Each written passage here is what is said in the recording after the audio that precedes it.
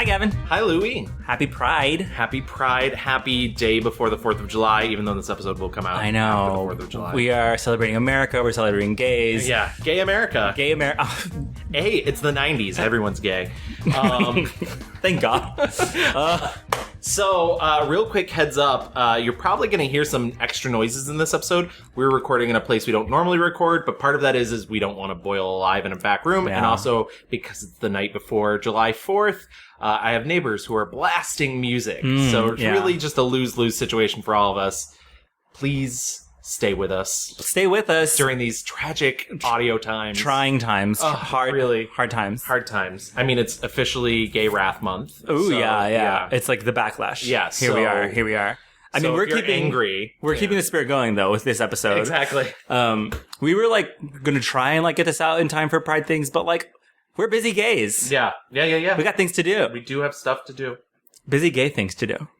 For the record, I'm bi. For those people. Yes. Gavin, the bi erasure? Yeah, the bi erasure. Too real. Not here. Not on this day. Nope. And so, and was that you coming out, Gavin? That was me. Yeah. And going back in, and coming out, and going back in. Disgusting. It's disgusting, Gavin. We've barely started drinking, but hey, welcome to the Mixed Reviews. Welcome, guys. Thanks so much for listening. Yes, absolutely. We are a podcast, a film podcast, in which we take an actor or a director or a mini genre and we break it down by its parts and put it back together, and then we tell you what's best about it and what's worst about it. Yeah, we are a noted podcast now. Absolutely. We have been making the rounds. I must say, there's been a couple different people that have given shout-outs. Little shout-outs makes us feel so good. Yeah. I was telling you, like, it's kind of shocking that people listen and, like, think we're good at what we do. I don't know. Yeah, don't get, not too fast. Right. No one thinks we're good fine, at what we do, fine. but they listen. I'd like to thank makeuseof.com, who actually put us on the top 8 best movie podcast list. That's insane. Yeah, that's insane. Thank you so much. We came in at a healthy 8, so we... Yeah, exactly. You know what? We're happy to be here. Thank you so much. By the skin of our press-on nails. Yes. And also, Squirrel Friends Cocktail Hour podcast gave us an audio shout out when one of their show. Yeah, one of their hosts challenged the other hosts to give us a listen, and they listened to a bunch of episodes. Yeah, we're changing lives out here. Okay, yeah, exactly. We're so glad. Amanda now is she's come back to the lightness of Anne Hathaway. We're glad to have you. Absolutely, come to church every Sunday. We pray at the altar of Hathaway.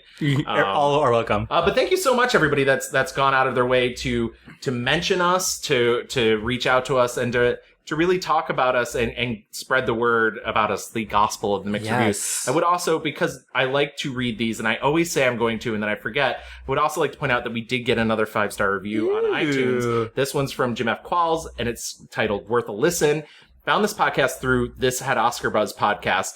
Good chemistry between the cute hosts. Oh my God. Thank you, Jim.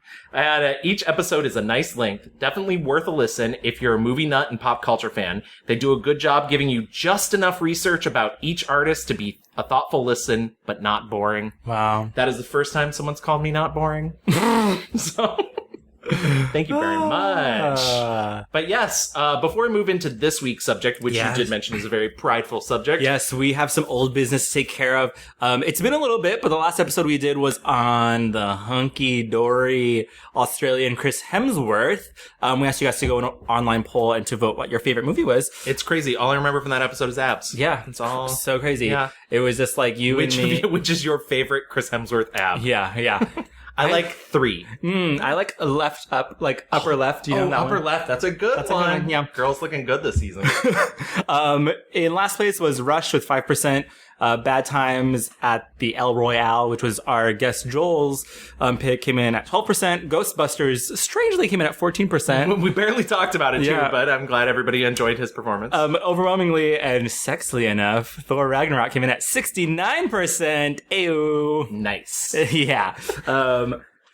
Yeah, I was having some trouble figuring out what that fourth movie should be in the poll, and then I put Ghostbusters in, and it came in second. Yeah, so. I think you picked the right one. I definitely. I was not going to put it in the heart of the sea. Absolutely not. What's that one? That's the fake Moby Dick one. Mm-hmm. Yeah, literally, it's yeah. With little Spider-Man. Oh, but forgetting Chris Hemsworth. Yes, goodbye. Trade. welcome to this week's subject, Yes. which is Drag on film. drag on film. Oh my god, I'm really excited about this I episode. am too, actually. It was really fun to, so I know this podcast is not going to come out during Pride season, but every month is Pride season. Yeah. But I'm just not going to do things anymore. Because I'm tired. You marched an entire parade. You're fine. I thank you. But like, I was watching these movies during Pride season and all throughout the month. And I was like, this is the best. Like, you watching about queer people and, not only, because last year we did, LGBT, cinema. queer cinema. And this year we're really focusing and honing in specifically on drag. Right. And I do want to take this moment to give the same disclaimer I gave during Queer Cinema, which is we don't want to say what we're saying is the end-all, be-all of drag cinema. There's plenty of movies we didn't get a chance to watch when we do a genre dissection. I mean, there's going to be stuff that we missed. Yeah. So we're not saying we're experts. I don't want any of you to think that I'm Santino ricing this with his no knowledge of drag. Right. Like, we did research. We did research. I think this is a good place to like talk a little bit about our subject. Absolutely. So we wanted to do, when I brought it up and we were both were excited about the idea, but also hesitant because it's like a landmine of all sorts of things and discussions. Neither of us does drag. No. I like have maybe like some drag acquaintances. Right. Not really anyone who's like been doing drag for years and years or like is a professional, working showgirl, whatever. So in talking about these movies, I don't think we're, like you said, not the experts in knowing like what, how it is to be a drag queen or like watching a movie and being like, oh, it showcased how to be a real drag queen. Like, who can ever be sure? And also like I was very hesitant too because at the time that Vulture article had just come out, tensions were high amongst the non-drag fans of the drag community. But I think a lot of that has hopefully blown over, though don't read that article. Don't Google Vulture and drag. No. But also, I think so. Here's the thing. I think drag, let's talk about like, drag movies, at writ large. I think as I was watching these movies and reading about movies that feature drag in them, in my head, I was like, I think we can classify there are three types of drag movies. One, there are documentaries about drag queens. There's the Queens, there's your Paris is Burning, Pageant. Those are about real life drag queens. Drag Time, which is one I found that was on an HBO America Undercover episode. Okay. That's the first category. Like the first bucket of drag movies is documentaries. Yeah. Real life drag queens. The second one, is movies in which the central characters are drag queens and that is their profession. Yes. They are doing drag queen things. They're being entertainers, and interacting with the world as drag queens, as we at large know them. And that's things like Outrageous, Adventures of Priscilla, Queen of the Desert, To Wong Foo, Thanks for Everything, Julian Newmar. Pretty much any movie that has an incredibly Kinky long Boots. title. Kinky Boots. Yeah, like anything where drag queens are, you see them at the club, they're doing their whatever, and then they also, maybe have love lives or Torch Song Trilogy. Absolutely. A good example of that. And then I think the third bucket is movies that are not about drag queens, but they feature characters that have to get into drag or they do drag or sometimes just a character in drag and it's not mentioned. Right. So that is like Hairspray. Yes. That is like all of the Medea movies. Absolutely. Mrs. Doubtfire. Tootsie. Any of Charles Busch's films, including Psycho Beach Party and Die Mommy Die. Like, these are all movies that feature, a character in drag, but are not necessarily about drag queens. Absolutely. That's also like including Psycho. Yeah. Any movie where there is like gender performance that is, not, the actor is doing the gender performance, not the character, if you will. Absolutely. Because no one's going to look at Mrs. Doubtfire and be like, oh, what a crazy drag queen movie. Yeah, exactly. But Robin Williams is doing drag in that movie. And so these are the three buckets that I think I was like on the train thinking about this, like how can we like structure this so people aren't coming after us like saying that's not a drag queen movie. Right. We're talking about, I think all three of these buckets are going to be included in this conversation. But just know that like, we know that they're different. We just, there's only so much we can talk about like Wong Foo. Absolutely. Within the time frame we have, we're trying to sort of give you, as I mentioned in the Queer Cinema episode, a 101, a brief history, everything to catch you up in the short amount of time we have with you. Right. That being said, let's get into the rewind. Absolutely. So the rewind was my job this week. I think it'll be very collaborative. I just laid out on a beach. Right, you did nothing. Yeah, Absolutely exactly. Lots of rum drinks, and can you imagine me on the beach? People would be Sand. People would be like, "Oh, the whale's finally washed up." Oh, Gavin. I say the mean things that you can't. And thank you. And first of all, thank you. Drag has been entertaining audiences for a millennia. You know, like, since the beginning of time, there have been people who have been doing gender performance for entertainment, whether it's, you know, Shakespeare, you know, when all men played parts and so they had to go in drag. The opposite's also true when, it was funny, I was reading about like how, you know, young boy parts like Peter Pan is often played by a woman. Right. Well, and part of that comes from, and this is maybe more long and complicated than you want to get into, some of that history comes from opera. Mm-hmm. So a lot of the men played the roles, and so a lot of roles were written for countertenors, which is a very high range that most men can't sing.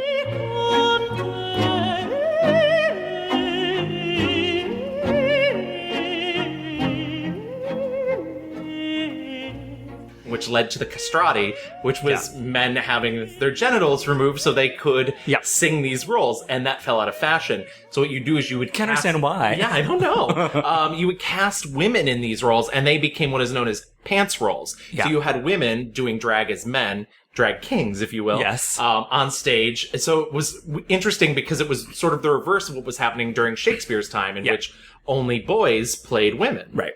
And so for our purpose, I mean, that's just like kind of a primer, you know, drag entertainment has been around forever in all sorts of different, you know, scenarios. Drag in film, really began in the early days of like silent films. You know, Charlie Chaplin and, his movies, they were doing, the tradition of female impersonation from the English music halls. Yeah. When they came, and that's like all the way back in like 1910. This was the time, pre-code, it was looser and, you know, it was more common. Right. But it was, and then it fell out of fashion, or there's censors about how people could do cross-dressing. And what was interesting about it was, until the censorship laws came in, it really, even though it was a gender performance, wasn't about sexuality. And that's maybe where a lot of people get confused in a puritanical society, is that gender and sex are not the same thing. Yeah, absolutely. And so we'd be remiss if we didn't bring up Julian Eltinge, who was like one of the most famous early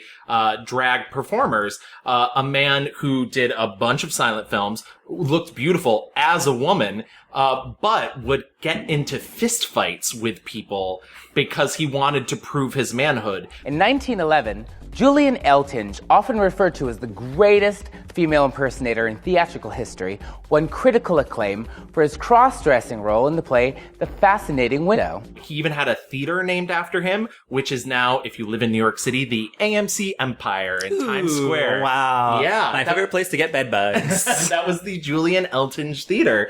And, you know, he lived a long life. He once said, I'm not gay, I just like pearls. There you go. You know, so I think it is an interesting, exactly what you were just saying, that really until censors came along and were like, this is perverse. Immoral, whatever. Yeah, it was not seen really as anything sort of as that. Yeah, and I think you're absolutely right with the whole, it was so unsexual. It was played for comedy, and seeing a man in female dress was just hilarious. Also, I read about, you know, in Harlem, once the Jewel Box Review got super popular, the whole gag was you would go to the review and you were supposed to figure out which one of the dancers was a female. Everyone else was in drag. And the gag at the end was that actually all of the women presenting dancers were men, and that the host was actually the woman in male drag. And the host famously was Stormy DeLarby. I believe I'm saying that name right. If I'm not, please correct me. I'm terrible with last names. But she was a butch lesbian who essentially became one of the most preeminent drag kings, though prior to that being in the nomenclature of all time. And she was both very handsome and incredibly beautiful. Yeah, it's very, very handsome. Yeah. Somebody told me that I couldn't do it and that I would completely ruin my reputation, and that people, didn't I have enough problems being black? I said, I didn't have any problem with it. Everybody else did. She made a very handsome man. It worked for her. In the 50s is where we see Ed Wood and Glenn or Glenda, which we talked about briefly during our Tim Burton episode. Absolutely. This was maybe like a sputtering of, bigger things to come. Ed Wood, it's hard because he clearly was doing drag in the film, but a lot of people will say that he probably just had a kink for wearing women's clothing, and it wasn't about gender expression. It isn't until 1959 in Some Like It Hot when you get like the big Hollywood treatment for the first time of drag on film, and it's kind of like the classic story. And we see this story happen so many times where friends see a bad thing happen and need to go undercover and decide to cross-dress. And so this is... Unless you're Whoopi, then you nun-dress. Right, exactly. Ooh, MTV's nun-dressed. Honestly, I'd watch. Yeah. But it's funny. So did you see Connie and Carla? I had already seen it. I did. I had not seen it. I didn't rewatch it, but I have seen it. And I was like, this is exactly Some Like It Hot, but like made in 2004. Oh, absolutely. Absolutely. They see a crime happen. They need to go undercover. Yeah. But they're both performers in movies, but no, it's basically like 90% a remake of Some Like It Hot. Yeah. Some Like It Hot's very funny. I fucking love Some Like It Hot, one of the best ones of all time. What I think is Billy Wilder, what? What I think is super interesting is that at the end is the only portion where you get like kind of actual sexual perversion. Right. And I say that in the most like... Yeah, you used air quotes. I used air quotes because it's not what really... was that, Louie? Wow. Well, guess what, Mimi? We did. At the end of the movie, Jack Lemmon, right, takes off his wig. Yes. But essentially, he's trapped on a boat with a character that wants to take him home to be his bride, and he's like giving all these reasons he can't get married. In the first place, I'm not a natural blonde. Doesn't matter. I smoke. I smoke all the time. I don't care. Well, I have a terrible past. For 3 years now, I've been living with a saxophone player. I forgive you. I can never have children. We can adopt some. But you don't understand, Osgood. I'm a man. Well, nobody's perfect. And the movie ends, and I was like, oh my god, like, in this movie, they're letting us know that this man is, like, ready to go have a male bride. Yeah, yeah. And this is 1959. Yeah. And this movie was huge. A huge success. In 1960, we saw Psycho, which, we talked about this in the LGBT on film or in cinema episode where we go through a phase where people who are cross-dressers are usually deranged or villains. Yeah, and so we get a lot of those movies. What was that movie about, like something in the Bean? Freebie and the Bean. Freebie and the Bean, which contains a cross-dressing killer. Which spoiler alert, sorry, but also don't watch that. That's a horrible movie. Yeah. And that's kind of what we're getting in the 60s. It wasn't until in 1968 until The Queen is when we get The Queen, which is. You can find this on YouTube. Yeah. Though I will admit, if you are living in a major metropolitan city at the moment, it has just been restored. It is playing all within the next couple weeks. Yep. I'm going this weekend to see it again. You guys should go see it. The YouTube version is very poor quality. Yeah. Also, it's so short. It's not a long movie. But it is incredible. You mentioned I hadn't watched it for the LGBT episode. I watched it for this episode, and it's just as good as everyone says it is. Absolutely. And also, sidebar for you Drag Race fans, if you haven't seen it, Aja plays Crystal LaBeija during the Snatch Game during All Stars 3. Yep. And they cut most of it out, and you can find a super cut of some of the stuff they cut out on YouTube. It's dead on. Yeah. And I'm beautiful, and I don't need nobody to tell me I'm beautiful, darling. Rue, where's Sabrina? I will soothe the bitch, darling. Some fun facts about me are that I will walk off if I lose. I don't give a damn what anybody thinks about me, and Harlow should never have won the pageant. You know she didn't deserve it. All of them, the judges knew it too. But she was terrible. And her explanation for why she wanted the money. To put it in the bank.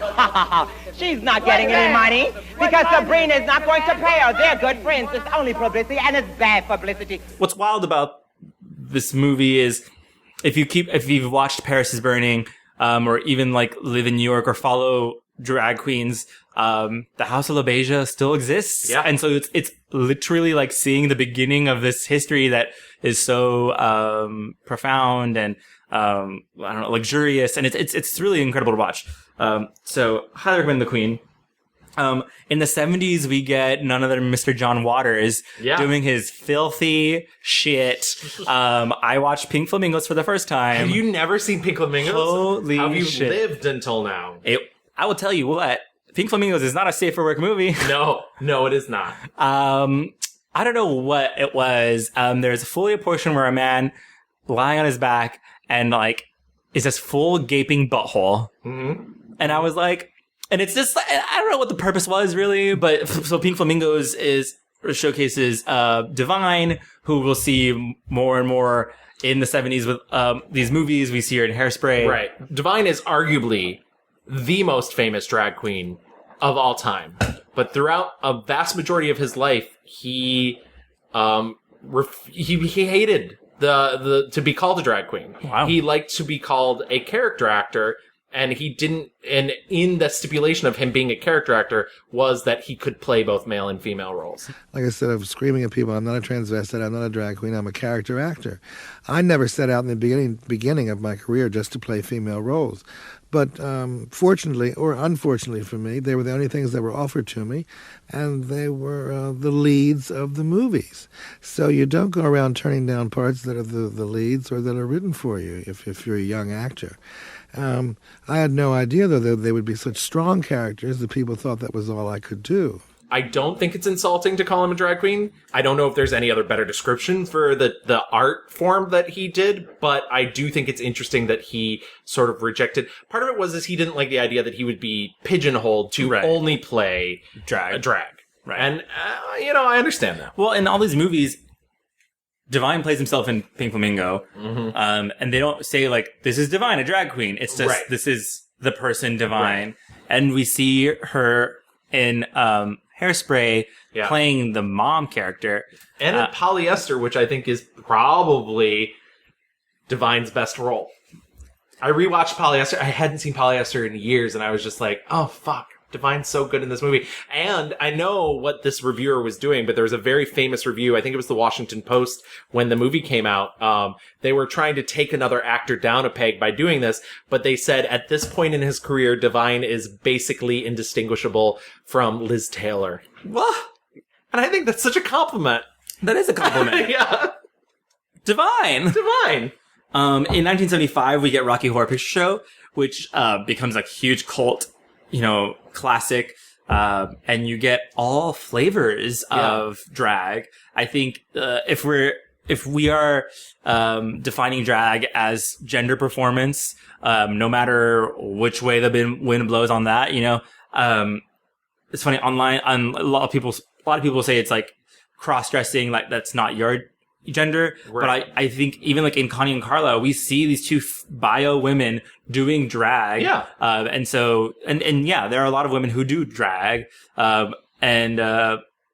funny. I kept running across this very old phrase called femetic. Huh. Femetic. That's cute. Yeah. Femetic.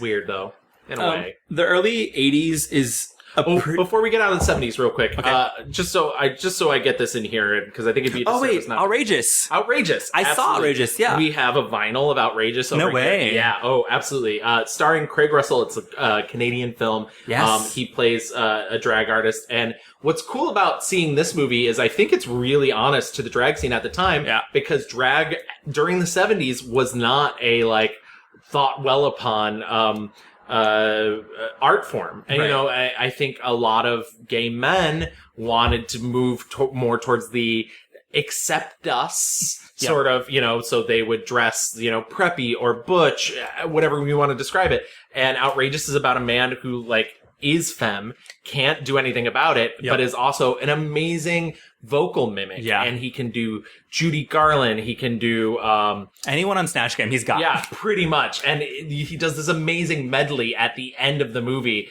Recently, I attended a cattle call audition in New York City, and they were auditioning girls, to find out who'd be my replacement as Lorelei Lee. Well, some of the greatest people showed up, and my favorite of all was Marlene Dietrich. Best act you've ever had. Pascual cut off handshake is wrong. Don't lose their shit. Diamonds are a girl's best friend.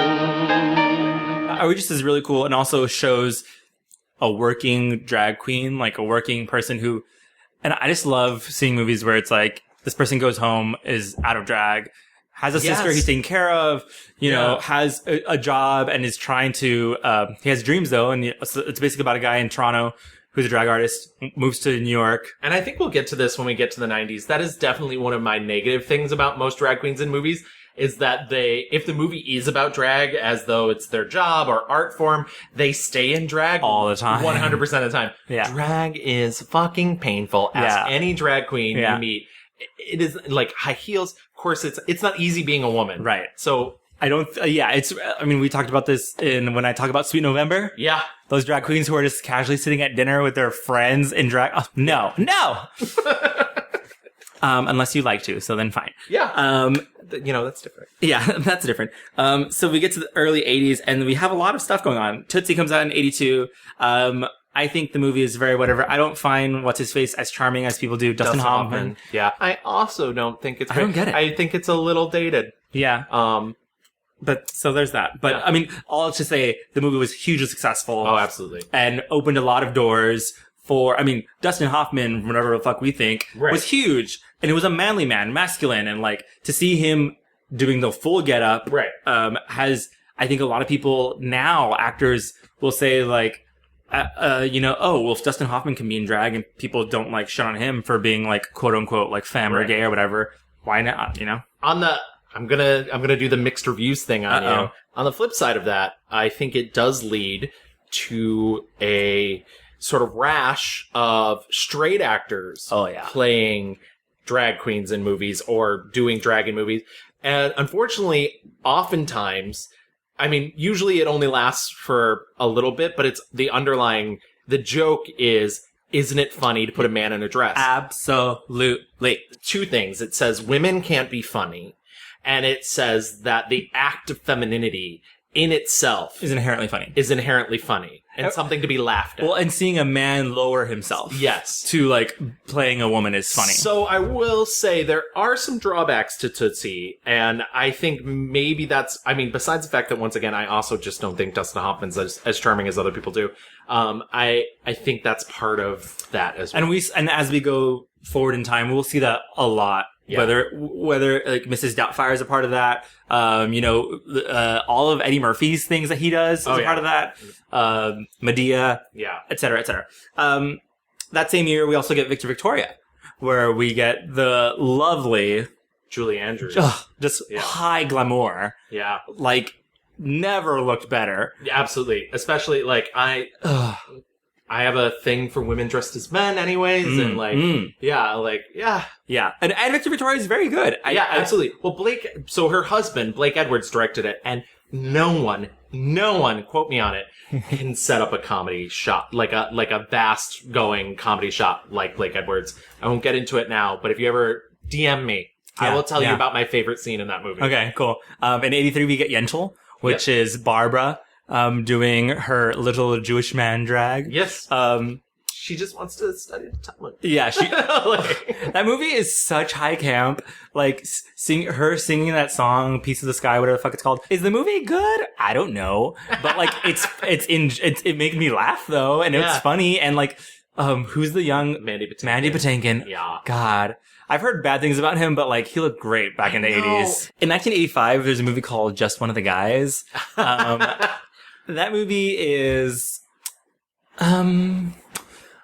it's almost, it's like 80s teen movie starring 30-year-olds, right? Yep. But they're teens. And Tootsie had hooked up. Right. But they were and a little bit of, I know this is later, but a little bit of Never Been Kissed. Yeah, yes. A sprinkle of that. And it's essentially girl wants to be a journalist, thinks people are being mean to her because she's a girl, decides to become a boy, and she decides, and this movie's in Psycho. Like, Yeah, she goes undercover in drag as a boy. With the help of her younger brother. Sometimes you gotta get inside, dig a little, let some air in, move things around. Yeah, well, maybe my balls don't itch. All balls itch, it's a fact. And this movie, I watched it and I was like, the corny music is there, the hair, everything about this movie is like 80s, 80s, 80s, 80s. This movie though, lives and dies by like, well, we gotta see her tits. So this movie holds a special place in the Gavin Hall of Fame as being the first time I ever saw breasts in a movie. I will say they look great. Oh, yeah. And the boobs are just like perfectly... Yeah, and she's wearing a suit as well. Oh my god, there's so many things. Gavin, oh my god. Exactly. This is your I'm having a breakthrough. Your origin story is just one of the guys. Exactly. There's even like a song specially wrote for the movie called Just One of the Guys. Like, it's insane. What's wild is that she looks so fucking hot as a guy. Mm-hmm. Mm-hmm. As a girl, her hair is insane. Yeah. And I was like, bitch, this is chic as fuck. Like, come to 2019 looking like this, and you would be right in.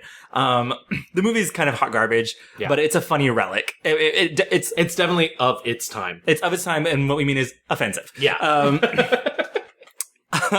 And that's in 85. Yes. In 88, we get Torch Song Trilogy. Yes. Which was the movie make of Harvey Fierstein's play. Yes. Essentially 3 short one-act play. Not short. 3 one-act plays. They're long. Yeah. That they eventually put together as one play. I think it ended up being a 4-hour play. Yeah. And then the movie version is a trimmed down version, which Harvey Fierstein got to do himself. Yep.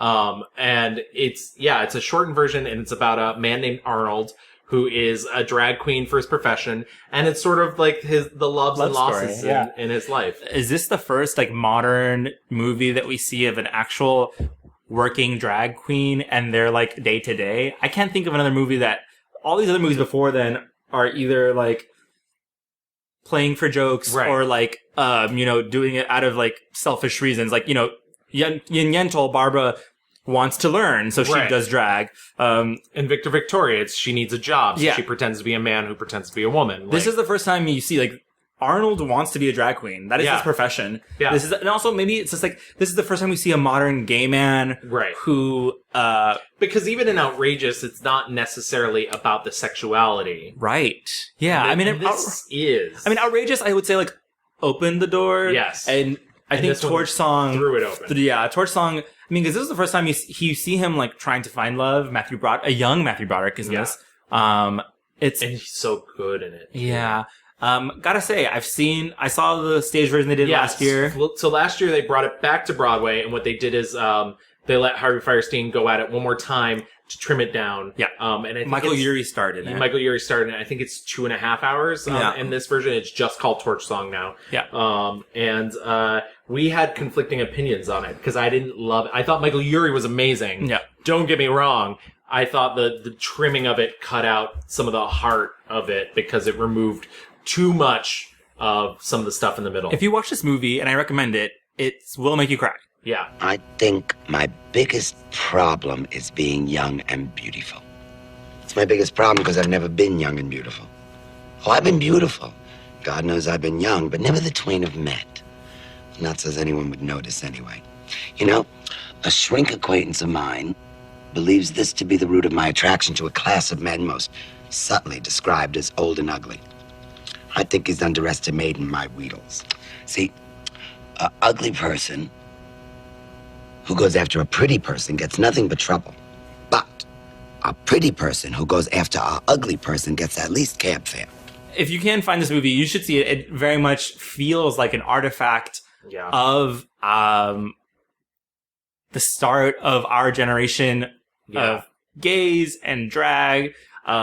It's wonderful though. It really is. And I think it's like almost a required watching for the modern day homosexual. Absolutely. So that's 88. We also get Hairspray in 1988. The original. Yes. With Divine. Divine plays Edna Turnblatt, and it is once again, it's a drag performance, but she is not playing a drag queen in the film. She is playing a woman. Yep. And so I don't know. It's interesting because I feel like, outside of like, I feel like that's one of the first time in film that you really get that, and your brain sort of has to do the translating for you. Yeah. And I mean, this is so, the movie becomes such a huge cult success. It becomes a musical where Harvey Fierstein played. Yes. And then the remake, which was like 2007 maybe. Yeah. When John Travolta continues the tradition of a man in drag performing the mom character. Which I think is such a cool, like, thing about this show. You know, the spirit of it is about transgression and uprising, and just having this person in drag kind of, drives that home. To kick off the 90s, we get Paris is Burning. Yes. Which we talked about in our last, queer episode. And just, again, a seminal, you know, I think I talked about this, how watching that movie is so exciting. There's like such like raw energy to it, but also it makes me very sad. Because these, performers, these trans women, these drag queens, they had dreams and they wanted to make it. And we know in the end, like, that they didn't make it. Right. But at the very least, we know that their spirit and their culture, like, has become such a touchstone for American everything. And their legacy lives on. I mean, whether it's, you know, anytime you hear someone say the word shade. Yeah. Tea. Work. All this nomenclature is out there. On top of that, we currently have a TV show on FX called Pose that is based on this scene. Yeah. And most of the people, barring Ryan Murphy, behind the camera and behind the scenes are powerful trans people. Of color. It's a very exciting time. Yep. I'm not a Ryan Murphy fan, as you could have guessed from me giving that little bit of shade. But, I really recommend the show. Yeah. I really do like the show. That movie's iconic. And I mean, again, talk about required watching. Yeah, absolutely. I mean, for the Queer Cinema episode, I picked the documentaries. I'm not going to do that this time, but honestly, like, you know, The Queen, Paris is Burning, Portrait of Jason, and How to Survive a Plague. Still. God. Which I know is not about drag, but it's still always worth a mention. Yeah. In 91, you told me that I had to watch this. Yeah. In 91, we got Vegas in Space. And Sasha Velour's favorite film. Holy shit. Yeah. This movie is excellent. This is excellent filmmaking. I love it. If it's funny, so, if you guys out there are, Drag Race fans, if you go back to season 3, remember there's a challenge, called, Drag Queens in Space. Barbarella. Yeah. And it's full on, Barbarella spoof. Yeah. Vegas in Space is literally that. It's an actual movie that is that. Yeah. And it is cheap, and it is fun, and it was financed. The main queen in it, unfortunately, has passed away. Doris Fish. She financed it herself, and she financed it through fucking sex work. So good for her. She financed it herself, but she, like, made everything. There are elaborate, incredible sets that she made herself. She did all the hair herself, all the costumes herself. But the entire movie are people in drag, including women in drag, bio queens, if you will. The movie is bonkers, and I didn't think I was gonna love it as much as I did. I mean, it's the most pure sense of B movie, but it's so fucking funny. And I'll just reverse my name. Goodbye, Captain Dan Tracy. Hello, Miss Captain Tracy Daniels. Will there be danger, Captain? Will we be safe? Is life safe, Sheila? It's just so pure. It's so pure. It came from these queens' hearts. Like, Absolutely. And the cast is insane, because there's the main queens, but they populate it with a lot of other queens. Like, they pop in and out, and I was like, oh my god, Doris gathered all the girls she knew. Yeah. And made a very entertaining, very funny fucking movie. So once again, Vegas in Space. Vegas in Space. Yeah. And you can get it on Amazon Prime. Pay for it, bitches. Yeah, yeah. In 1983, we've arrived to Mrs. Doubtfire. Huge movie. Big. Huge. Harvey Firestein's in this movie also. I just realized he's the one that helps. Matchmaker, make me a match. Thank you. Yeah, I don't know what to say about Mrs. Doubtfire, except everyone's seen it. Everybody of a certain age. You know, it's not the only drag queen movie Robin Williams did, which is kind of nice. R.I.P. Robin Williams, obviously. Obviously. But, you know, between that, the birdcage, his cameo, and his, like, uncredited cameo in To Wong Foo, which I always forget about. Wait, who's he in To Wong Foo? He like, hooks them up. Yeah. He's like the go-between. Right. His name is John Jacob Jingleheimer Schmidt. His name is my name, too. Yeah. It's so funny to think about. So, Robin Williams and Eddie Murphy are both extremely talented comedians. But only one of them is super homophobic. Right. And that's Eddie Murphy. Yeah. And as we go through this episode, I think we'll talk about, especially in our 1-star reviews, Robin Williams used drag to make us laugh. Yeah. But he was never degrading to women. Right. The jokes were never about, isn't it funny that I'm in a dress? Right. It was about characterization, the character I am. Whereas Eddie Murphy, when you think about Norbit, or any of the characters from Nutty Professor, like, a lot of times in that realm, it becomes looking down on women. Yeah. And to an extent, also Tyler Perry. You know, it's the same thing. I mean, first of all, Martin Lawrence does the same thing with Big Mama's House. Yes. And the jokes are about the fact that, you know, being a woman is somewhat lower than being a man. Yeah. But, and a plus size woman, you know? Yeah, it's absolutely. It's all about making, I mean, I was reading about this online earlier today, and this might be a digression, but there's a idea that goes all the way back to the medieval times that, not the restaurant, the actual medieval times, that being, in any way misshapen, fat, ugly, old, is a sign of sin, that you're wearing your sins outwardly. Yeah. And it's like such a puritanical, like, get over it, guys. Like, and it's funny because in Mrs. Doubtfire, she's a big woman. Like, they pad her to the gods. Right. But they never make jokes about her being fat. Robin Williams' performance through, like, he brings her to life. Yeah.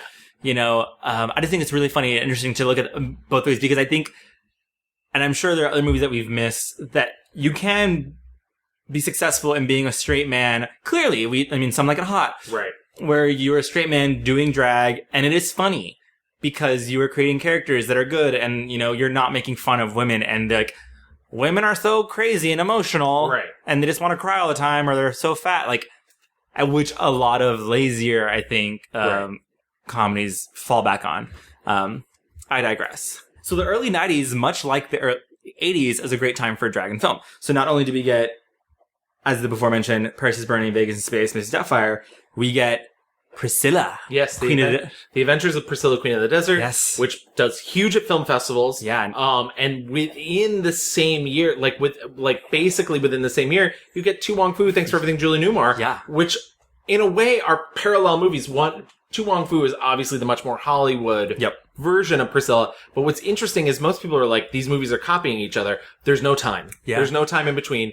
To Wong Foo was in production while Priscilla was also. While Priscilla was playing festivals. So it's just, you know. They're both these road trip movies about drag queens. And what's funny also is in Priscilla, you see them in and out of drag. Yes. In To Wong Foo, you literally, except for the beginning of the movie. Except for the beginning. You always see them in drag. Yeah. Always, always, always. I do wonder, I have thought, especially upon rewatching it, which, by the way, rewatching both of them, I rewatched them both back to back. So good. Both of them are really good. I don't know how you could possibly hate either of these movies. But, it is interesting. I do wonder if, because it is a much more Hollywood film, if it's almost a mechanism to make the audience more comfortable with the fact that it casts at least two known action movie stars as these lead drag queens, being Patrick Swayze and Wesley Snipes. In order for you as an audience to accept them as drag queens, you have to leave them in. Right. Well, I think it's also, I remember being a child and watching Priscilla and not understanding what I was watching. Yes. I did not get it. Because Priscilla is definitely more adult. Right. But at the beginning, and this is just like how I grew up, I did not know what drag was. Right. And I thought the only thing that I knew about people getting on stage and performing like in a quote sexual way was about stripping. And I thought, are drag queens strippers? I didn't understand. Right. So To Wong Foo obviously is way more Hollywood. You have huge action stars, and they're excellent. But I also wonder if, like, maybe Hollywood's like, we should just keep them in that so we don't have to explain this. I mean, To Wong Foo does a lot of work to explain to the audience what it is. Wesley Snipes has that moment where he says, "Oh, child, no. You will simply put a boy in a dress." When a straight man puts on a dress and gets his sexual kicks, he is a transvestite. When a man is a woman trapped in a man's body and has the little operation, he is a transsexual. I know that. When a gay man has way too much fashion sense for one gender, he is a drag queen. Thank you. And when a tired little Latin boy puts on a dress, he is simply a boy in a dress. And is like really holding the hand of the audience to let you know what's going on. And for those who, I feel like Wong Foo has garnered this reputation because it is so Hollywood of not really being part of the drag experience because there is so many Hollywood things. But, like, give it to that opening and closing sequence. I mean, you have fucking RuPaul, you have Lady Bunny, you have Coco Peru. So, yeah, these are two iconic movies. Absolutely. Also and necessary viewing. One of the things that I think elevates Priscilla is the fact that it is more adult and the fact that it deals with more things. Terrence Stamp plays a trans woman in it. Yes. Instead of telling you, it shows you. These girls are all sisters, but they are living different experiences. Absolutely. Guy Pearce is a much younger queen who has a bit more of a tragic past. And Hugo Weaving, what I love about him is the movie goes out of its way to be like, he does not consider himself fully gay. Yeah. But he also does not consider himself bi. He's had relationships with women. He has a son. And his life is more complicated. Yeah. And they all have complex things going on in their life. Yeah. Priscilla is the last movie that was not a period piece movie that won an Oscar for Best Costumes. To this date. Can you believe? Yeah. Every movie since then is always like some period drama exactly. nonsense. So there's that. In 1996, we get The Birdcage, like you mentioned before. Iconic movie. With Robin Williams and Nathan Lane. Nathan Lane, who is a drag performer, which is a remake of La Cage aux Folles. Yes. Which we didn't mention, but... No, we didn't mention, but is a very wonderful French movie, and actually, probably, depending on what it's very funny. I don't want to say one's funnier than the other, but La Cage aux Folles is kind of funnier than the... But anyways. In 1999, we get Flawless. Yes. Which, I don't know. I met Jackie B, and she was like, I was in a movie with Robert De Niro, and look at me now. And she's like, yeah, exactly, look at me now. Which I think speaks more to Flawless, the movie. Yeah. In 2001, we get Hedwig and the Angry Inch. Yes. Real quick, before we could, because I really want you to keep that excitement up for Hedwig. Okay. In 2000 comes Charles Busch's first movie adaptation. I need to put this plug in because Charles Busch is one of the preeminent drag playwrights. Okay, cool. He got his fame started when he wrote the play Vampire Lesbians of Sodom. And he got his first film made in 2000, Psycho Beach Party, which is a spoof of... Oh my god, yes, I've seen that, yeah. Yeah, it's a spoof of like 60s horror movies and beach films. And, you know, Charles Busch is in it in drag, and she's amazing. The great Kanaka, leader of the pack. Long time no see. Still following the sun. Still walking the straight and narrow-minded. Still intend to knock down this fire trap you call a bachelor pad. Come by with those handcuffs and we'll burn it down together. She also did a movie in 2003 called Die Mommy Die. That's a send-up of the old quote-unquote women's pictures. It's very Joan Crawford, the role that he's playing. But I got to see Charles Busch at DragCon this past year. Oh, wow. I got to see him at a panel, and then after the panel, my roommate and I, Andrea, friend and roommate, she hates when I call her my roommate. My friend and roommate, Andrea, were just wandering around DragCon, and Charles Busch was coming our way, and I literally was like, Charles Busch! And it was like, he stopped and took a picture with me, and he's like, yeah, I'll take a picture with you if you can point me in the direction of that. So we took a picture together, and I love Charles Busch. I don't know if there's anybody else out there quite like him, and he is a fabulous grande dame of a woman. Love that, absolutely. Yeah. But then, in 2001... Another grande dame of a woman. Yeah. We get Hedwig. John Cameron Mitchell, who was known at the time for doing, you know, underground theater. Underground theater, but also Broadway, because he was in The Secret Garden at the time. I didn't know that. Yeah, the original cast. Hedwig and the Angry Inch, which also has gone on to was a cult thing, was made into a Broadway thing starring Neil Patrick Harris. Yeah, absolutely. Started off Broadway at drag clubs. Yep. And then moved to Broadway. Originally had a bunch of cover songs instead of original songs. Yeah. The music of this movie is insane. He got to, Stephen Trask wrote all the music, because I gotta give him credit because he's amazing as well. They got to make it into a movie in 2001. Since come back to Broadway. Yeah, and it's, I was in San Francisco when I found this movie. I was dating a guy and he was like, "You've never seen Hedwig?" Sat me down in front of the TV, made me watch it, and I was like, holy fuck. And this movie is not necessarily about a drag queen. It is, though. And I will say this. John Cameron Mitchell has gone out of his way to say that Hedwig is more about a drag queen than it is about a trans individual. Okay. Because Hedwig herself was never questioning her sexual identity, was forced into a sex change operation. Hedwig is about an East German singer retelling the story of her life, including the botched sex change operation that left her with an angry inch. Right, and she was a boy who didn't really want a sex change, right, or had no problems with gender or sexuality. It's more about a person who is living a drag lifestyle because they don't have a choice. Right. And we also do get the Yitzhak role. Yeah, who is a former drag queen. Yeah. And what's great about that is always in the movie it's Miriam Shore. Excellent performer, Miriam Shore. Holy shit. She started out off Broadway as well with the show. She originated the role. She is a woman playing a man who is a former drag queen that Hedwig will not let dress in drag because no one can be more beautiful than him. And it only gets better from there, folks. It's very complicated. You must watch. And then we kind of are up to today's time. One movie that I saw a while ago, but A Bad Education by Almodovar with Gael Garcia Bernal. So hot. I know. Hotter than this room we're in right now. And it's hot. Yeah. We got Kinky Boots, which I don't think a lot of people know that was a movie first. Yeah, I think most people think it only as the Broadway show, the Broadway musical. It started off as a movie starring Chiwetel Ejiofor. Correct. And he's a great drag queen. Burgundy. Please, God, tell me I have not inspired something burgundy.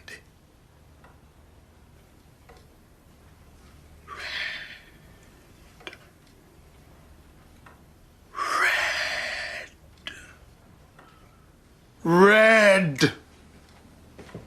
Red! Charlie boy! Rule 1! Red! It's the color of sex! Burgundy is the color of hot water bottles. Red is the color of sex and fear and danger and signs that say do not enter. I also have to bring up She's the Man.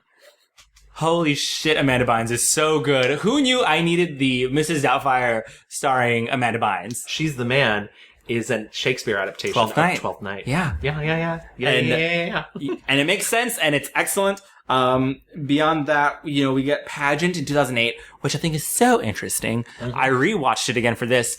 I had never seen it before. The beginning of Pageant, which is about it's a documentary about the American drag pageant system. The beginning of this movie starts with a quote, or not a quote, just like a disclaimer.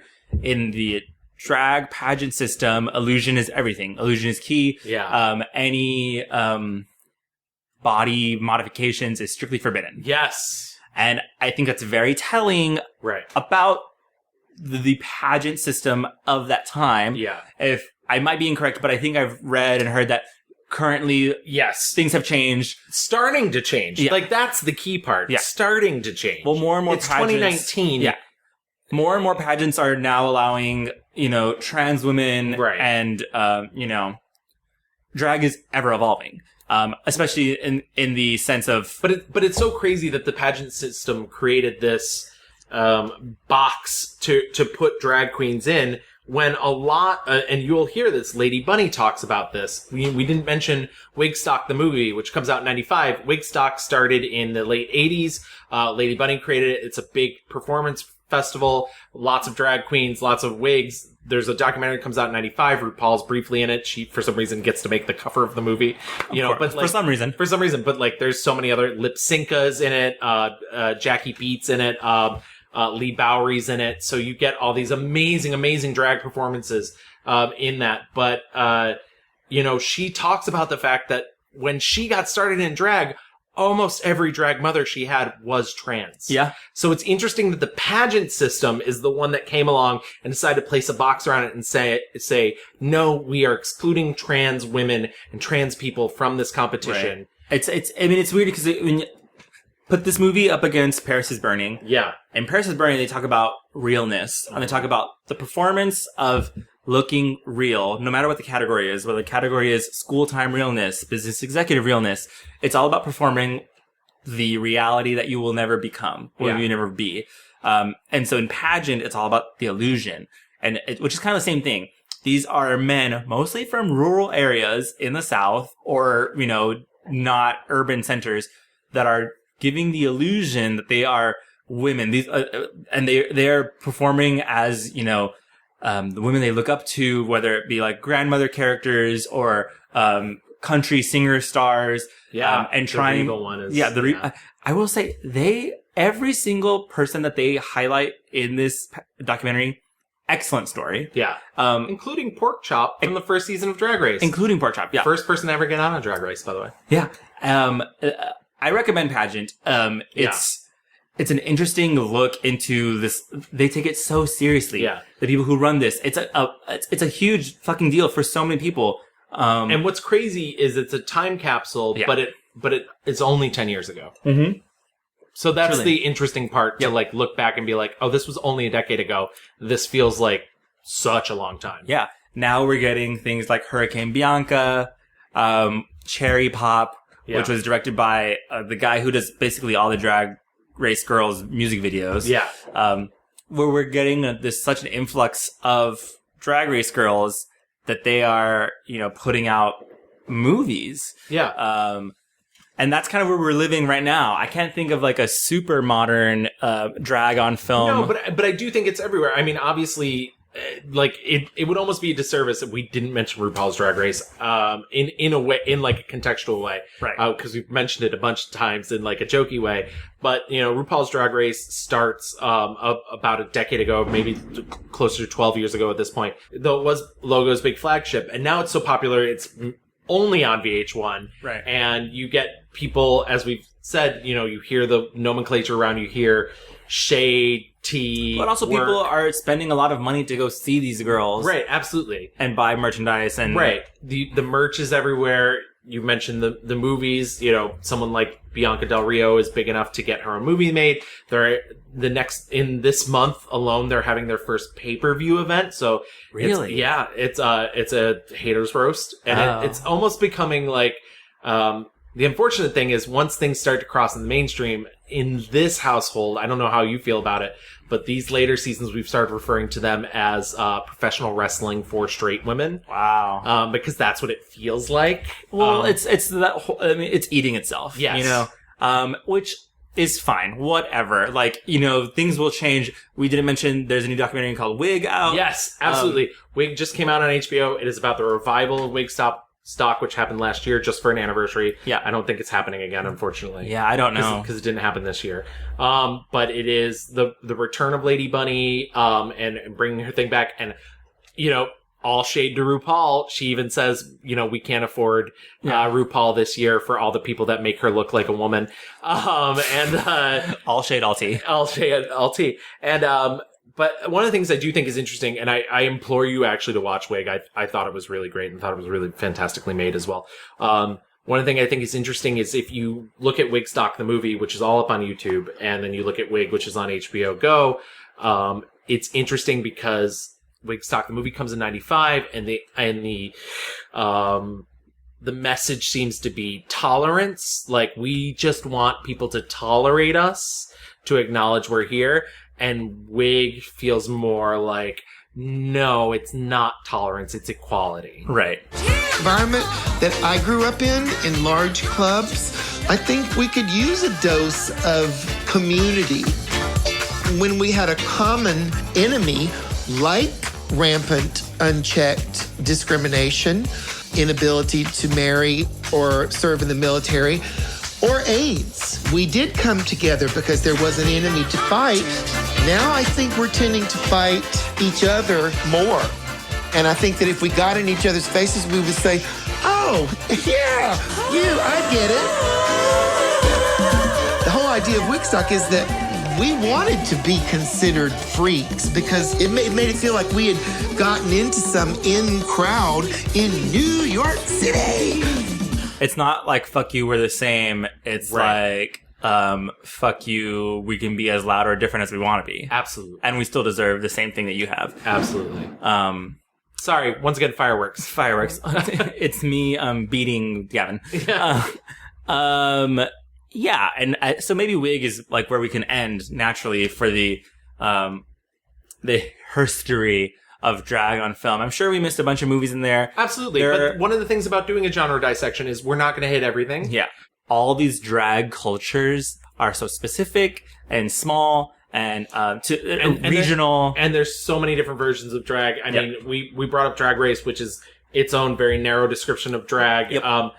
I mean, you can find the Boulet Brothers show, Dragula, Mastragas on YouTube, which I don't think has any English subtitles, unfortunately, but it's a drag show competition from Mexico. Amazing.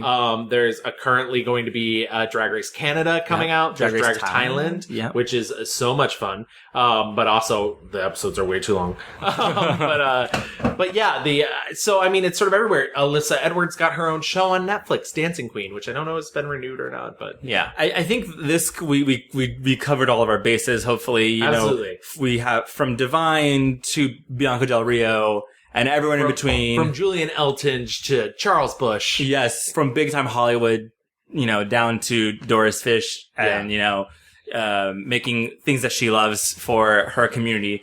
It really is just like a huge pantheon that is on. Again, watching these movies was so much fun. Yeah. Even I have to say, even the bad movies, it's kind of exciting and thrilling to see, you know. Once again, it's, I mean, in a way, it's sort of what I was just saying about making your own space. Like, it's nice to see people making their own space. Yeah. And like, and feeling part of it. And what's wild is like, we're not even like, we're drag enthusiasts, right. But we're not doing drag. We're not trans Right. people. But it's just like so exhilarating and exciting to see, these brave people putting their art out, and making their space. So, I think this is a great time for us to get into our reviews. Excellent. So, why don't we beat the dead horse first and go to our 1-star reviews? Excellent. Love that. Okay, I didn't bring this up in the rewind, mostly because I just don't want to fucking talk about this movie too much. But my 1-star review goes to 2011's Jack and Jill. And this movie... I fucking forgot about Jack and Jill, so good on you. So here's the thing. I had to eventually go hunting for a 1-star review. And this one just fit the fucking bill. If you forgot, which I think most people should, Jack and Jill is an Adam Sandler vehicle, from his Happy Madison production studios, which is just pumping out trash. Came out in 2011, and it's a supposed comedy, where Adam Sandler plays the titular Jack and Jill. They are twins. The premise is like the movie is bookended by like these interviews with twins. And isn't it so crazy how like twins like sometimes have their own language and like are the same, but like so different. Look, whatever. Katie Holmes plays Jack's wife, which feels disrespectful, honestly. Yeah. Al Pacino is in this movie playing himself. I'm like on the Wikipedia page right now and I can't even scroll without saying that this movie made $150 million. Cool. I'll just, I'm gonna go kill myself. Let's like fucking cancel this podcast and leave. It cost $80 million to make, so they made money on this movie. Made money. We can die now. It was directed by Dennis Dugan. The movie is basically Jack is an advertising character dude who has a lot of money and wants to get Al Pacino to make a Dunkin' Donuts commercial.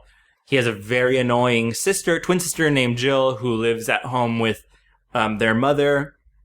The mother has died. Jill comes for the holidays, and it's all just about like the antics and like how Jill is so annoying. I hate the thing, especially in these movies, like the Happy Madison movies, where it's like a personality includes just being like an awful human being. Yeah. And then all of a sudden we're supposed to have empathy for them because if you were just like chill out, you wouldn't be so annoyed by this. Right. And it's like, no, Jill is a bad person. I would be horrified too if my like sister came to dinner and was like, why aren't you sitting next to me? What we will, right. And you're twins and it's your birthday and they bring out one cake and then the twin complains, where's my cake? There's only one cake. That's not normal. Right. And that's not, it's also not a joke. It's not a joke. Like, a lot of the movie is also joking about how Jill is so big, not in a fat way, but just like because it's Adam Sandler. And she's so broad-shouldered and manly. If you ever want to see a movie or something... Oh, my God.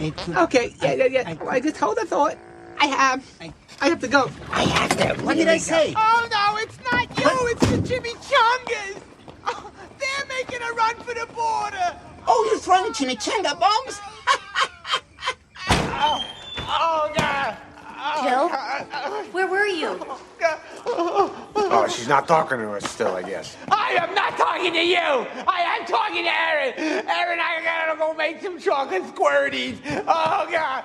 Oh, hold it. Oh. All the jokes about Adam Sandler being in drag as Jill are just about, it's funny how this man is in a dress. Yeah. It's funny how, she's so big and she's clumsy. Because in the same breath, usually, that it is like, it's funny that a man would lower himself to be like a woman.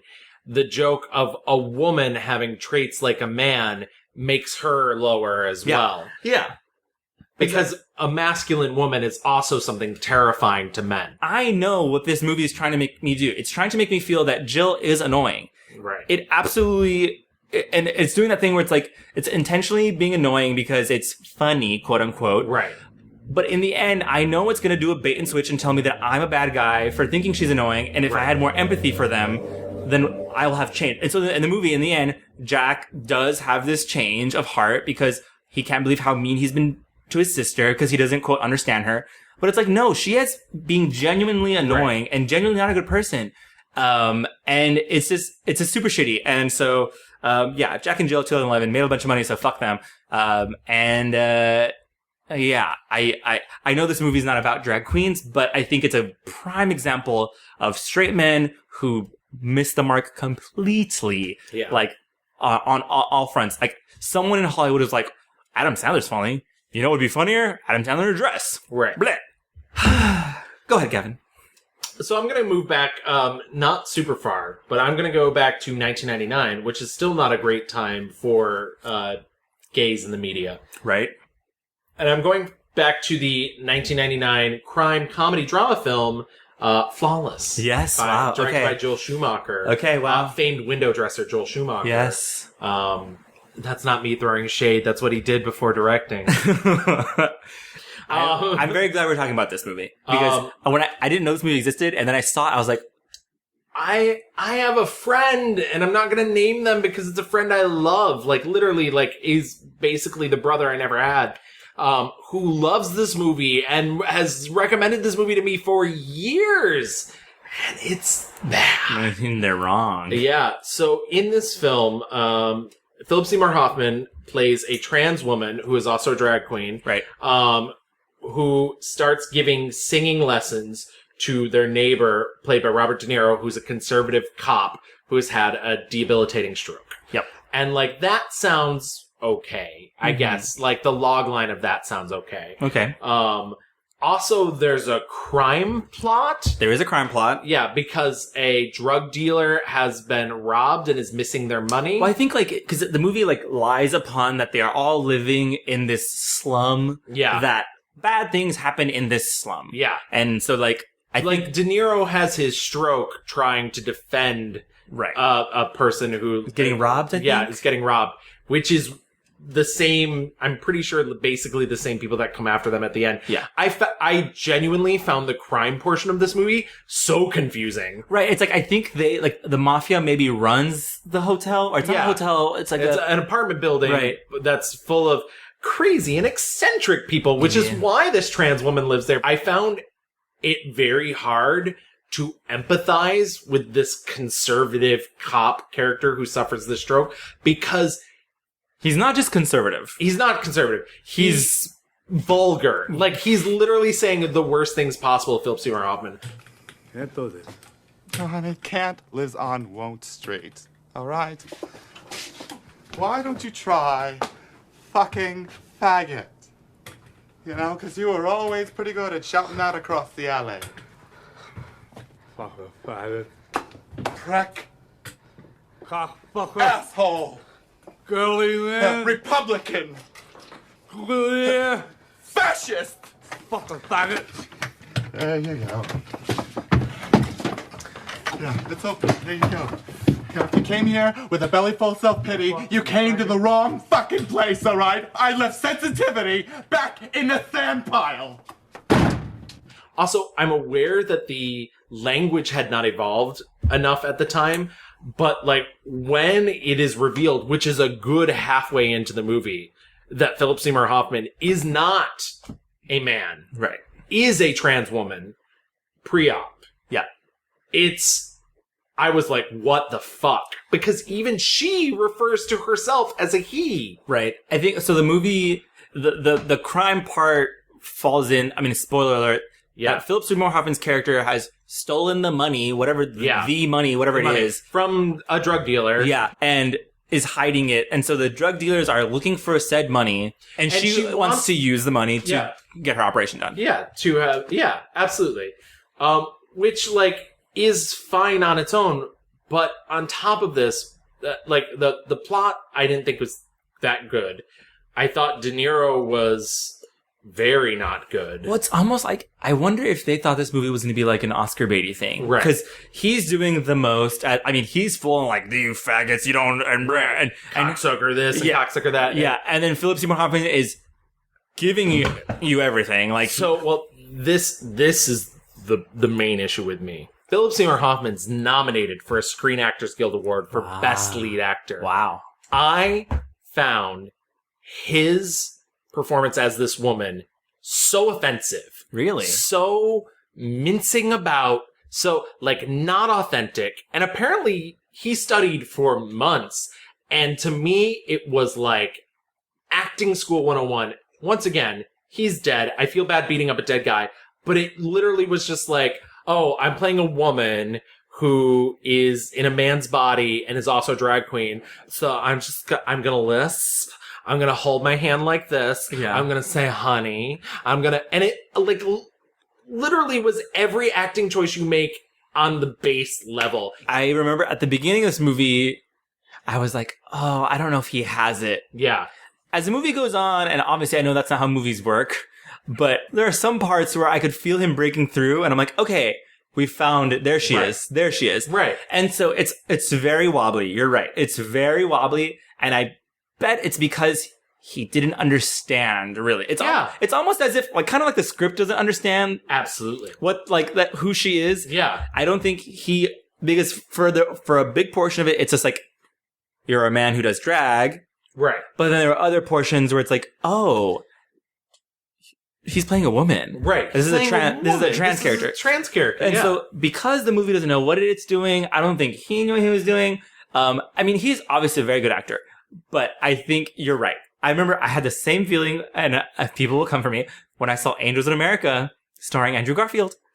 I cannot. I'm sorry. You're not the first person I've heard say that. And it's that whole thing. I mean, Andrew Garfield famously said, well, I watched Drag Race episodes. Right. And that's what it felt like. And I will admit, there is some credence to give this movie. It was written by Joel Schumacher himself. He is an out gay man. He's been out for a very long time. He directed the movie Car Wash, which had one of the, influential gay characters. He recycles a line from it where Philip Seymour Hoffman says, I'm more man than you'll ever be and more woman than you'll ever get. Very famous line from Car Wash. Yep.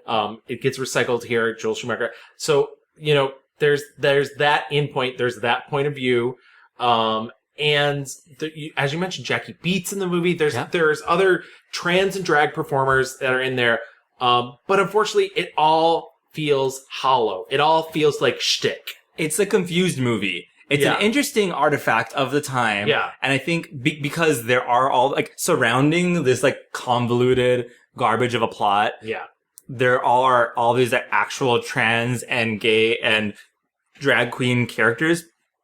But I think they were like, how do we make it Hollywood? And much the same way that I don't want to watch a film where a black person has to teach a white person empathy. Yeah. I don't want to watch a film where a queer person has to teach a straight person empathy. And it's wild because like the movie, it fully surrounds him, this awful guy, with these queens who were like, lol, baby, you're so funny and cute. Yeah, exactly. And I just, there's no fucking way that any queer person would like rub up against this man like in life and be like, you know what, we should hang out. It's a very misguided film and very much of its time and gross. And I don't It's like an early permutation of like, but then it's fine. We can all get along. Right. So were there any other films that you saw that you perhaps didn't love? I will say Hurricane Bianca. God. I watched that and I was like, I know Bianca Del Rio's funny. This isn't though. It's almost like... I've seen the first one. I didn't see the second one. Yeah, I haven't seen the second one. I haven't seen Cherry Pop. Someone told me that it's very bad. And it's wild because like, it's almost... A drag queen and actor does not make. You know? Yes. I love... as much as RuPaul's Drag Race will try and convince you that a drag queen has to be a jack of all trades, has to be able to act, has to be able to sing, has to be able to lip sync, like, no, that's not true. No. I am fine seeing my drag queens lip sync or tell jokes. Whatever they are good at entertaining, they know what it is. And that's fine and good. I don't need to see them, like, trying to read scripts and, like, make a movie. So I guess we should take the moment to move into our 5-star reviews. Let's get into it. This was hard. This was very hard. There are a lot of things that I love, and that I think people should definitely go out and see. But the movie that I landed on that I just think has everything is 1994's Priscilla, Queen of the Desert. I love that it shows drag queens. I love that there is the trans woman in this. I love in talking about a visually stunning movie. The movie is so tight with the plot that it gives us time to have fucking Guy Pearce on top of their bus and a full stiletto with the big silver. I know. Like, this movie gives time for the queens to breathe, gives times for performances, times for shows, times for, you know, them showing up to the small town and, things might go south, but then them charming their way through it, and all of a sudden they're all just drinking and having a great time at the bar. It's... Yeah, I mean, it is one of those things, as you mentioned, the scene on top of the bus, you don't expect when you go into this movie about drag queens that you're going to be hearing a cut from La Traviata. Mm-hmm. You know, it's amazing. My favorite scene to this day is while their bus is broken down at one point and they run across an Aboriginal tribe. Yeah. And one of them, like, they see he's really into it, and it's interesting because Priscilla definitely incorporates fantasy sequences as the reality, which I love. And so they, like, obviously don't show the process of putting him in drag, but he's just suddenly in drag performing with them, performing I Will Survive. Yeah. And I love that Hugo Weaving's character just loves performing so much. Yeah. You know, when they're broken down and the other two are like bitching and moaning, I think the trans character has like wandered off to try and get a ride. Yeah, Terrence Stamp. Yeah, Terrence Stamp, who's excellent. Amazing. You know what's really funny? He talked about doing this movie. He never saw himself in the makeup. Right. And so he performed the movie as though he was beautiful. And the director gave the makeup artist the directive to make this character, her, as ugly as possible. Yeah. Which is a little mean, I will say. And so when Terrence Stamp saw the movie for the first time at the premiere, was shocked that the way that he looked on screen. Yeah. But I think it is it says so much about the woman she is. Right. Well, I think it's so smart and clever because it shows like the that this woman is confident, knows who she is, knows what she wants, has such a strong bond with these two younger queens. Like, not even like two younger trans women, two younger gays who love doing shows. And she is so annoyed by, especially Guy Pearce's character. We're unplugging our curling ones and going bush, Felicia. Why would you possibly want to leave all this glamour for a hike into the middle of nowhere? Do you really want to know? Desperately. Well, ever since I was a lad, I've had this dream. A dream that I now, finally, have a chance to fulfill. And that is? To travel to the centre of Australia, climb King's Canyon as a queen, in a full-length Gautier sequin, heels and a tiara. Great. That's just what this country needs. A cock in a frock on a rock. Oh, get back in your kennels, both of you. Guy Pearce's character is the kind of slutty, sexy girl of the trio. And there's like this moment where she's talking about her youth and like what happened to her. And I'm like, oh no, they're going to give her like a troubled past. Yeah. And there's a scene where like an old uncle character is sitting in a tub and calls him over as a young youth to just stick his hand in the water and tug gently. And I was like, oh, this is why he's the way he is. And then it immediately cuts to him pulling the drain out from the tub. And I just don't like seeing movies. It's really hard. I've talked about this before. Yeah. Seeing underrepresented or minority people being abused or hurt. I just don't like it. I don't want to see it. I know the truth of life. I live that life. Right. I don't need to see that. And I don't need that to be shown on film to like help fucking white people or like privileged people to understand. As I mentioned during the 1-star reviews, like I don't need people to be taught empathy in a movie. I just would assume especially everybody should have empathy. Especially through horrific violence. Yeah. I don't need to see it. Yeah. And this movie, and I was worried this movie was going there, and it doesn't. It shows even at a young age, this human being was not going to be taken advantage of just because he was different. The plot of this movie is these 3 friends, they're taking a road trip from one part of Australia to the other. Yeah. It's massive, whatever. Yeah. Because Hugo Weaving's character has gotten a call from his wife. Yes. Not his ex. His wife. His wife. And she needs him to start pulling his weight as a father. He doesn't tell the other girls what's going on.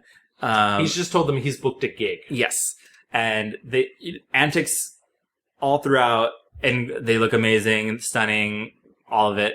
When they finally get there, he's nervous about like revealing who he truly is as a drag queen, as a performer. And what's so excellent and lovely about this movie, it is not about acceptance from others. It is about self-acceptance. Yes. And it is about Hugo Weaving. You know, the kid truly is like, I don't care what you do, Dad. Like, I mean, in a more elegant, romantic way than that. Sorry about last night. I don't always dress up in women's clothes. I mean, you know, don't get the wrong idea. I'm not supposed to know about the ABBA show, but I'd really like to see it. Would you do ABBA for me? Sure. You know what I am, don't you?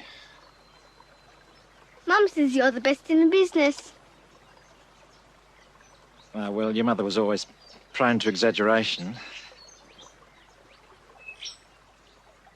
Will you have a boyfriend when we get back to Sydney?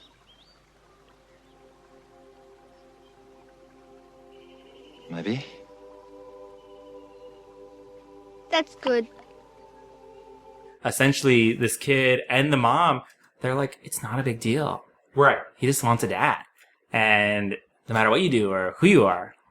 And you see like that hard exterior melt off Hugo Weaving. The exploration of the self is just so tender and warm. It's definitely more an adult movie just as far as like themes go and understanding. but also so entertaining. Like the musical numbers, the costumes. Oh my god, and like drag. Not like, you know, obviously, we talked earlier about the comparisons between Tu Wong Foo and this, and the difference, I think, too, is Tu Wong Foo, that drag, because it's Hollywood, it's about realness. They're ladies. But in Priscilla, the iconic flip-flop dress. Yes. That reportedly cost $7. $7! It's a dress. It won them an Academy Award! Can you believe $7 to make this I mean, this is high camp. Like, the Met Gala wishes.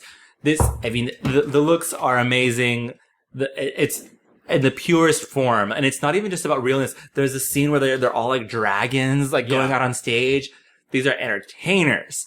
And for me, it encapsulates so much about family, wanting to belong, performing, loving camp, being aggressively who you are without any like recourse. And just like your good fucking Judies and like, you know, having fun. I love this movie. My 5-star review, I got very nervous about picking and I settled on it early and then I waffled back and forth a lot. So my pick is actually 2001's Hedwig and the Angry Inch. Oh, okay. Yes. I know, as you mentioned before too, you were like, it's maybe not a drag film. I think people would argue with you about it. I'm going with John Cameron Mitchell's definition of the fact that it is a drag film because Hedwig as a character is not somebody who has any confusion in their life about what gender they are, but they were forced into this surgery, this mutilation, as he's put it, that has made them live the way they are. And also, what's interesting is you chose a film about self-acceptance.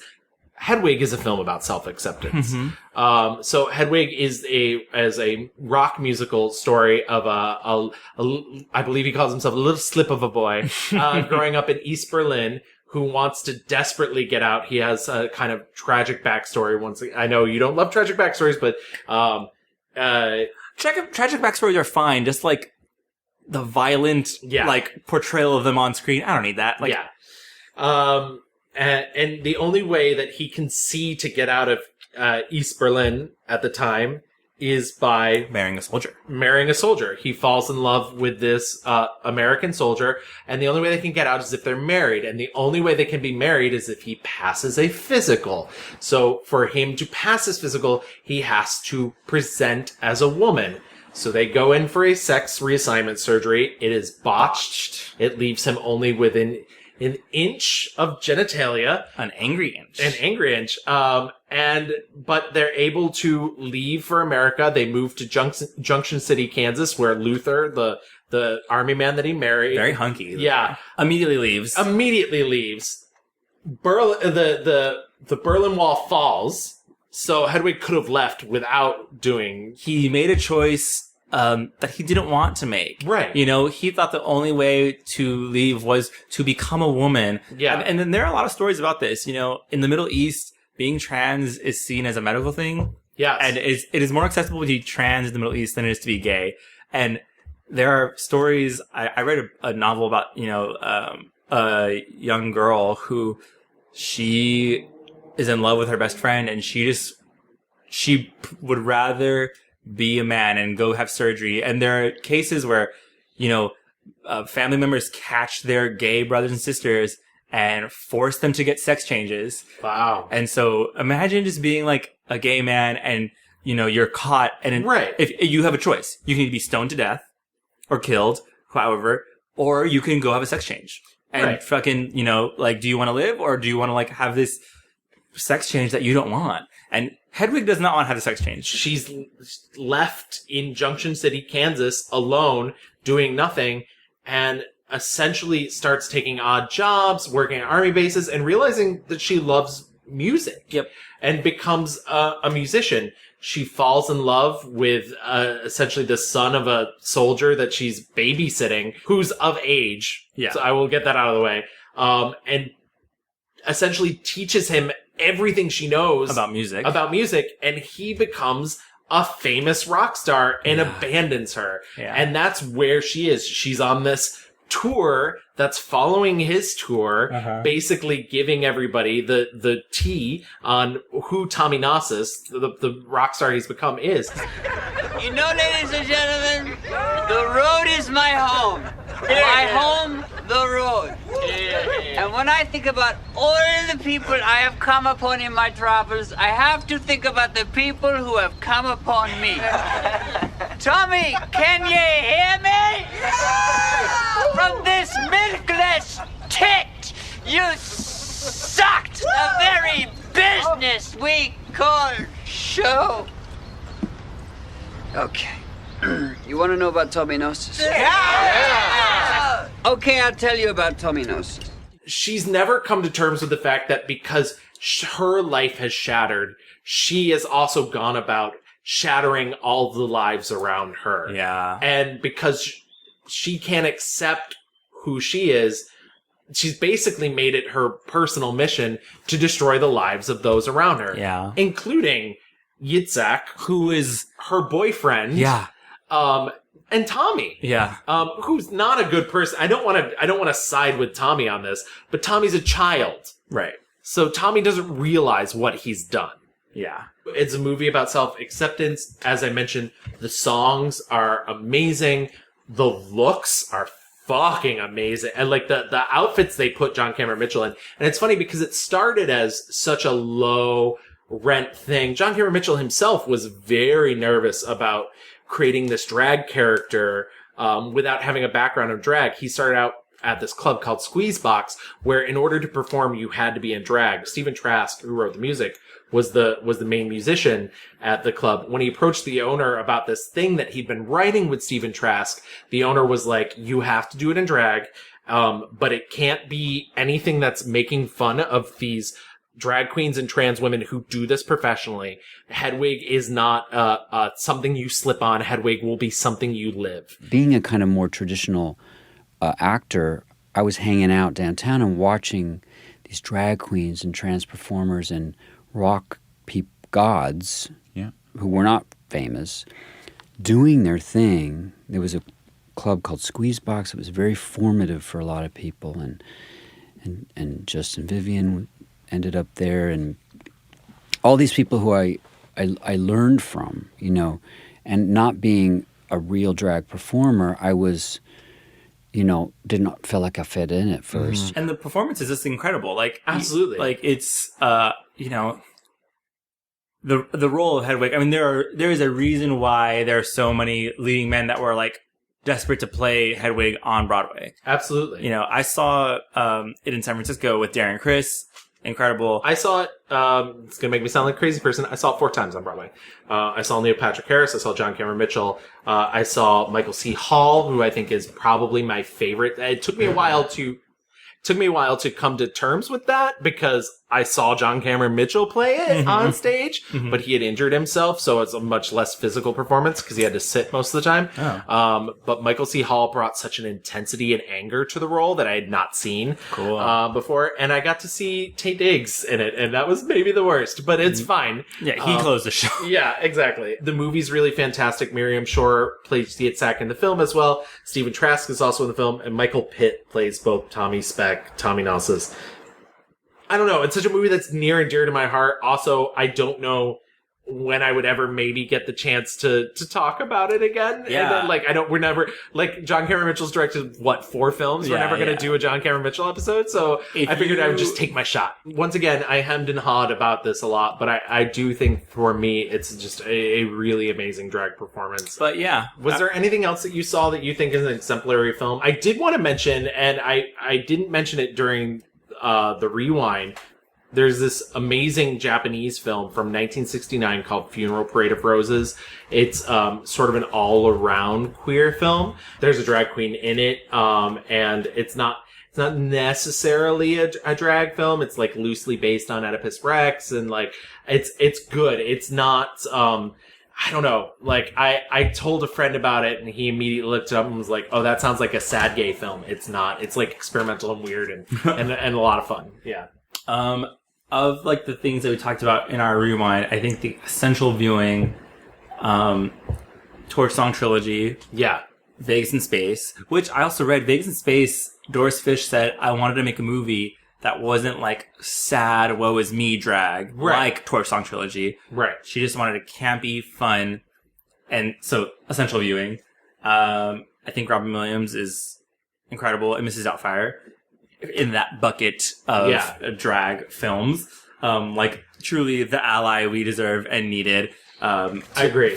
Like I don't know any other straight man who's been able to do drag as well as Robin Williams. Yeah. Save for the girls from Wong Foo, which gotta watch. And I do feel like they did it respectfully. Absolutely. You know, like pageant is so interesting. If you like Drag Race at all, and like just to get more context about regional queens and like pageant system stuff. Yeah, I guess that's all. Those are my like highlights. Those are like required queer drag excellence movies that everyone should see. I mean, beyond like, of course, people should see Victoria.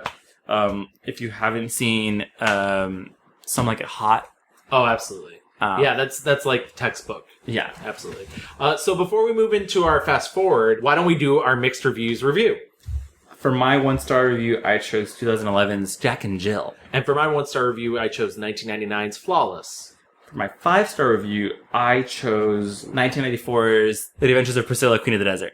And for my 5-star review, I chose 2001's Hedwig and the Angry Inch. All right, let's get into our fast forward. I watched easily over 20 movies for this episode. And you've also been preparing your entire life. My entire life has led up to this moment. Like, I don't like it when people are like, oh, you watch Drag Race, you're not a true fan of drag, or whatever. Like, if you like Drag Race, love Drag Race. Right. Fine. Great. Love the concept. Knowing about these other things makes it so much more fulfilling. Absolutely. It's so fulfilling to be able to see Aja do Crystal LaBeija and know the reference. It's so gratifying and interesting to now go back and rewatch season 3 with Queens in Space and know the reference of Vegas in Space. It's so satisfying. And all the experience and drag, RuPaul is problematic as fuck, but like, when you hear her say like, know your references, know your history, whatever, blah, blah, blah. Like now, like watching these movies, I'm like, okay, wow. My understanding of this group of people and these people who live to entertain and also, cis straight entertainers who want to do drag and do it in a respectful way, in a good way, is just so much more fulfilling. And, I'm grateful that we got this opportunity to, mix up these reviews. Absolutely. Do I have any suggestions for the future of Dragon Film? I don't know. I mean, also, I don't know if it's my place, really. I mean, obviously, we both mentioned the movie Wig, which is on HBO right now. It's a documentary. And I think that movie has a lot of interesting ideas about where gender performance is going, where... A big half of that film is about Charlene, who is a Brooklyn queen who... Which you got to see this Sunday. She's amazing! Okay, I'll give you one better. In the movie... they talk a lot about Casa Diva, where she lives. Yeah. And there's performances of her at her house. I was at that party. My boyfriend Derek is in that movie, like, in the overhead shot, like, watching her. I didn't even notice Derek. Yeah. What? And I was at that show also, and it was incredible. I remember being like, why are there cameras here? It was for Wig. And that is not a humble brag. That fully... No. And that's not you either. That was fully like, my boyfriend was like, oh, there's a party happening. We should go. I was like, okay, whatever. All that being said, drag continues to go in interesting new places. I think Charlene also, because she has said for a long time, she thought she needed Drag Race to become real, this real drag queen or like whatever that means. And then coming to terms with like, everyone has their own lane. Everyone, and this is not the end all be all. And, drag performance, whether you're a drag queen, drag king, bio queen, whatever it is, there's space for you. Absolutely. And I think, if anything... And maybe that's where the future of drag needs to be, is that it needs to reopen its doors. Because that's a funny thing, is as we mentioned before, it feels like it was open. Yep. And then it boxed itself off, and maybe that's a portion of the pageant system, maybe, that's Hollywood, but I think that, trans women moving back in, trans men moving back in. I think a lot of it is because there was like the Christianity sex panic. Yeah. Where it's like, a lot of drag isn't necessarily about sex. Right. It's about entertainment, and it's about, just performing. And the more and more, the farther we get away from like, these drag queens on stage are not here to fuck you. Right. They're not here to like try and like convert you into like, fuck me after the show. They're here to perform for you, get tipped, and have a good time. I think the further we get away from like, when people realize it's not about sex, it's about entertainment, and this is their job. It's an art form. Yeah. The more we can appreciate the art form. And that, of course, includes trans women and trans men and all sorts, and all sorts of just entertainment. And for better or worse, I think we did see some bad movies that didn't hit the mark, but at the very least, it's continuing to push forward, the art form. And I think if you walk away from this podcast episode knowing anything, a lot of these movies, the movies that like the good movies, the 5-star movies, didn't come necessarily from the Hollywood system, but are slowly infiltrating it. Absolutely. The fact that Wig is a documentary on HBO, admittedly, HBO's always been very friendly to this. As I mentioned, that Drag Time documentary was on HBO. But the audience that it gets from something like that is so much more in the mainstream than, say, something like Vegas in Space. There's a reason why Wong Foo made so much more money than Priscilla did. Right. Priscilla was a small movie from Australia with only Australian actors. Like, there's a reason why these things happen. Yeah, as far as the future goes, I don't know necessarily if I need to see more Hurricane Biancas. Right. But would I see Bob the Drag Queen in a movie? Absolutely. I think Alaska and Willem and these Drag Race girls who have these platforms now could be good movies? Yeah, I do think it could happen. I think it's more about, if we're still talking about access for like women and cis people of color in the Hollywood system. Yeah. What you do see are straight people doing these like very Oscar baity, tragic, whatever. Thank God now we're having the backlash of that, where it's like, sit down, sis. We don't need Matt Bomer playing, a trans person. Like Dallas Buyers Club. We don't need Jared Leto doing this trans character, because he was in drag to play this trans person. Because the frustrating thing for any person, anybody who's seen as an outsider, is, we pay bills the same. We do our laundry, we do the dishes. And it's interesting. I wonder if we're not seeing any more Mrs. Doubtfires or She's the Man's, because it feels a little flip now to just like, what do we need another comedy about a straight person having to go undercover or do a sneaky thing, a lie, essentially. Like, Mrs. Doubtfire, she was lying. He was lying. Right. To get the whole time? The whole time. Right in front of my salad. For a selfish reason, and I don't know if we're in a time and space where it doesn't have to be about deception anymore. Yeah. Or if like it would even be socially acceptable. Yeah. Like, I'm not saying it would or would not be. I don't know. But it definitely feels like Hollywood's too scared to even go there. And I think as a society, we would much rather just see, first of all, in that second bucket where it's seeing more like Torch Song trilogies, more queer people who do drag as a profession and what their lives are like. And I am hopeful though, because we have such a plethora of great drag queens now. RuPaul and Drag Race have really given a platform for a lot of these queens to have these great careers and clear stars that we all love and want the content from or whatever.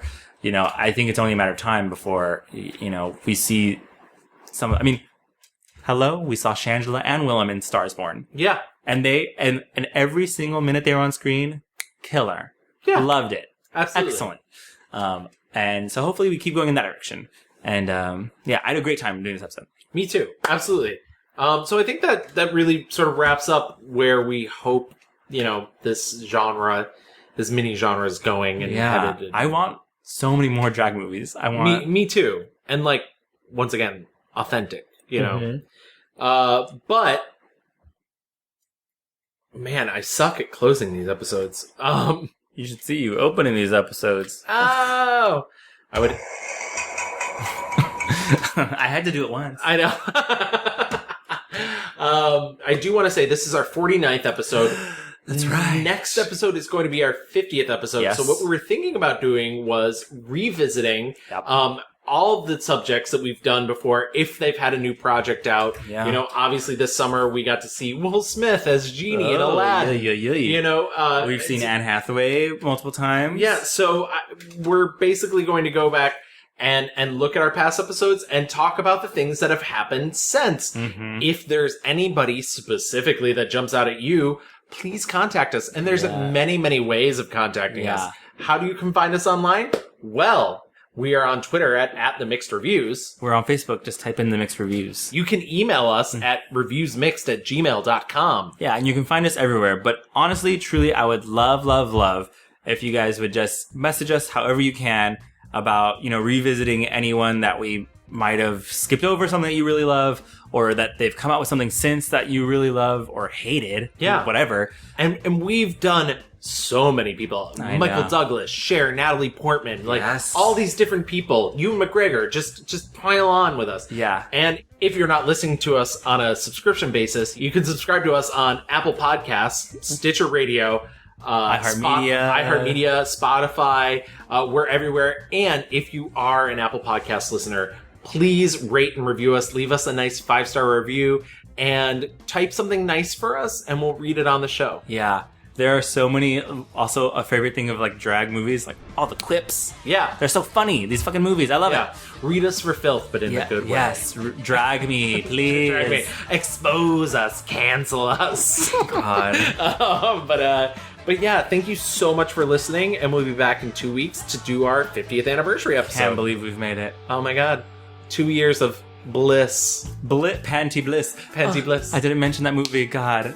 Panty Bliss, Google it. She's an Irish queen. Love it. Thanks, guys. Bye-bye.